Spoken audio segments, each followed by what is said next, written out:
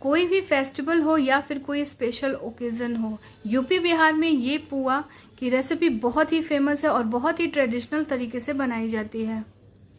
हम बनाकर तैयार करेंगे इसे गेहूं के आटे से और ये होली के दिन हर घर में बना करके तैयार किया जाता है। हेलो एवरीवन, देसी कुकिंग विद एकता में आप सबका बहुत बहुत स्वागत है और बिना टाइम वेस्ट किए हम रेसिपी शुरू करते हैं। तो सबसे पहले हमने यहाँ पर लिया है आटा। तो मैंने गेहूं का आटा ले लिया है 2 कटोरी। हमने एक ही कटोरी का माप रखा है, उससे 2 कटोरी हमने आटा ले लिया है। और अब हम इसमें डाल देंगे शक्कर। तो शक्कर का यूज़ हमें उसी कटोरी से 1 कटोरी करना है। ध्यान रखें 2 कटोरी आटे में हमें 1 कटोरी शक्कर का यूज़ करना है। अभी हम इसमें डाल देंगे ड्राई फ्रूट्स। तो आपको जो ड्राई फ्रूट्स पसंद है उसे बारीक काट करके डाल सकते हैं। मैंने यहाँ पे सूखा नारियल और कुछ ड्राई फ्रूट्स को बारीक टुकड़ों में काट लिया है और अब हम इसमें डाल देते हैं। और साथ ही में हम डाल देंगे सौंफ। तो हमने 1 से 1.5 चम्मच सौंफ का यूज़ किया यहाँ पर। और सौंफ डालने के बाद हम इसमें डाल देंगे इलायची।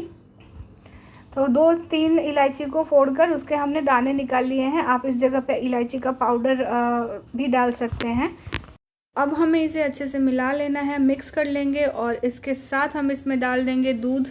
और आप अगर चाहें तो इस जगह पे गेहूं के आटे की जगह पे मैदे का यूज़ कर सकते हैं। मैंने इसे गेहूं के आटे से बना करके तैयार किया है और इसे हमें अच्छे से मिला लेना है। और जिस कटोरी से हमने आटा लिया था बिल्कुल उसी कटोरी से हम इसमें नाप करके 2 कटोरी दूध का यूज़ करेंगे। तो हमने यहाँ पे 2 कटोरी दूध डाल दिया है। दूध हमने रूम टेम्परेचर पर लिया है, दूध गर्म करके हमने ठंडा किया, फिर हमने उसका यूज़ किया है। और दूध डाल करके आप इसे मिक्स कर लीजिए और अच्छे से मिलाते हुए हमारा जब शक्कर है वो भी मेल्ट होगा तो ये थोड़ा और पतला होगा। तो उस हिसाब से हमने 2 कटोरी दूध का यूज़ किया है। अगर आप चाहें तो इस जगह पे पानी का भी यूज़ कर सकते हैं, आप दूध स्किप कर सकते हैं या फिर दूध और पानी आप दोनों भी इसमें डाल सकते हैं। तो यहाँ पर हमने दूध से इसे अच्छा एक बैटर बना के तैयार कर लिया है। और जब ये थोड़ा सा मिक्स हो जाएगा तब हम इसमें ग्राइंडर से इसे ग्राइंड कर देंगे अच्छे से। और ये देखिए हमने यहाँ पे ग्राइंडर से ग्राइंड किया है तो ये एक अच्छा सा बैटर बन के तैयार हो गया है।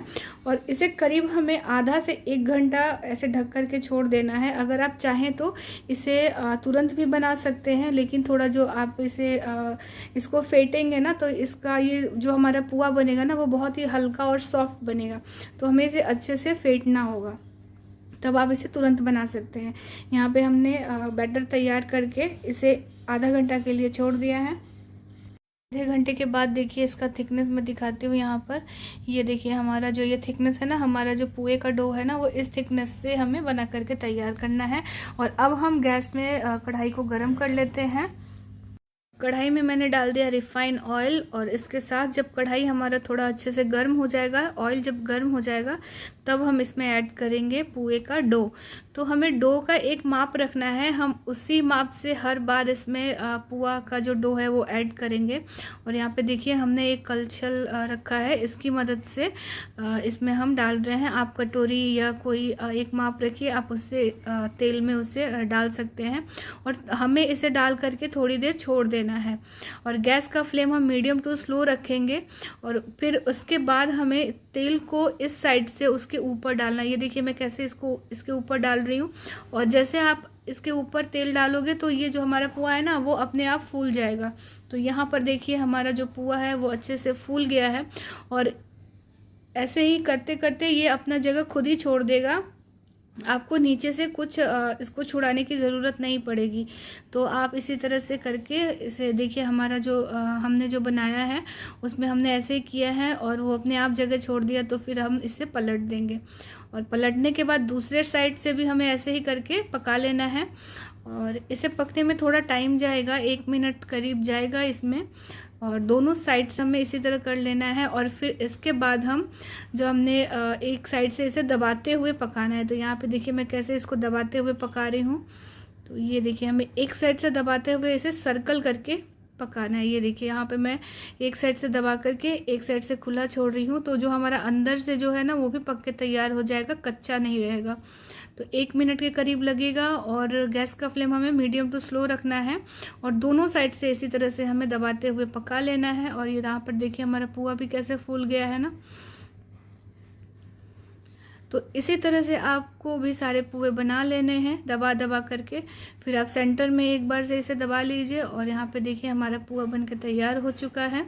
और अब आप इसे निकाल लीजिए और फिर उसी माप से, जिस माप से आपने पहले वाले को डाला था, उसी माप से आप वापस से इसमें एक बार और ऐड कर दीजिए पुआ का डो। तो मैं इसे अब निकाल लेती हूँ, निकाल के सेपरेट कर देती हूँ और फिर मैं दूसरा भी इसमें इसी तरह से डाल दूँगी। ये देखिए कलर कितना अच्छा गोल्डन आया इसका। तो अभी हमें इसे निकाल लेना है और दूसरा वाला भी हम इसमें इसी तरह से ऐड कर देंगे।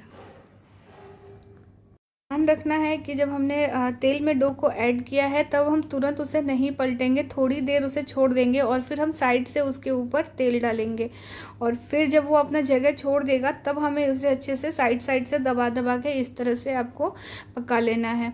तो इसे पकने में 1 मिनट का टाइम जाएगा और गोल्डन होने तक आप इसे अच्छे से पका लीजिए इस तरह से दबा दबा कर। और एक बार आप सेंटर में ज़रूर दबाइए जिससे हमारा जो डो है वो अच्छी तरह से पक जाएगा अंदर से भी। और यहाँ पर देखिए हमारा जो पुआ है वो गर्मा गर्म बन के तैयार हो चुका है। अब गर्म पुआ बन करके तैयार हुआ है और शेप देखिए सबका शेप एक जैसा है, फूला फूला पुआ है। मैं यहाँ पे तोड़ के दिखाती हूँ तो ये अंदर से भी कितना अच्छा पक के तैयार हो चुका है। बहुत ही सॉफ्ट है और खाने में बहुत टेस्टी है। आप रेसिपी ट्राई कीजिए और अच्छी लगे तो लाइक करिए, शेयर करिए और सब्सक्राइब कीजिए।